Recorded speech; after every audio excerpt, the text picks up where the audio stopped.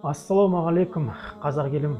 Міне бүгін өздеріңіз көргендегіңіздей бір отбасына барып қайттық.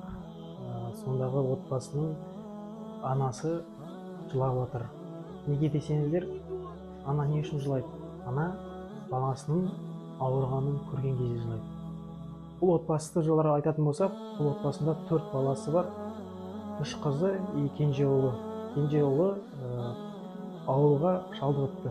Енді сол ауруды алдын алуға көптеген дәрілер керек. Өздеріңіз білесіздер, дәрілердің бәрі көп қымбат. Соған дәрі-дәрмек алуға ақшалар жетпей, тұратын жерлерін көрсеңіздер, көріңіздер міне. Осындай жерде тұрады. Жаңағы дәрі-дәрмектер қазір қымбат, оған ақша керек. Мына үйде жалдап тұрады, оған да ақша керек. 3 қызының үлкен қызы ақылы Шәкәрім университетінде оқиды екен. Оған да ақша керек. Және де бұл қыздарымыздың, қарындастарымыздың сабаққа баруына бара алмай жатыр екен. Неге десеңіздер, үстеріне киетін курткалар жоқ, не шапкалар жоқ. Ойлаңыздаршы, қалай қиын, не? Бірақ үйлерін көрсеңіздер, ана үйде енді қора, мұнша, сонымен қатарлас ғой үй.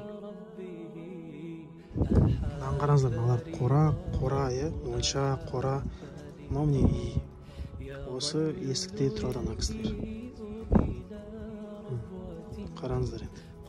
Құдай өзі кешірсін, мұндай ешкімге тілемес едім. Сол үшін қазақ елім, сіздерге сенемін. Сбор ашық.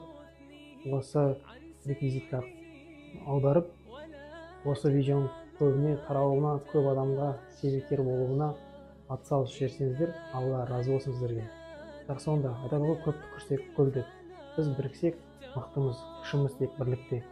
Сол үшін ағайын бауырлар, бірімізге көмектесіп жіберейік.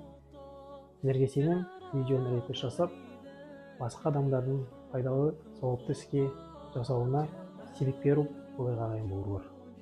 ذكر الإله وتصفو الحياة بنور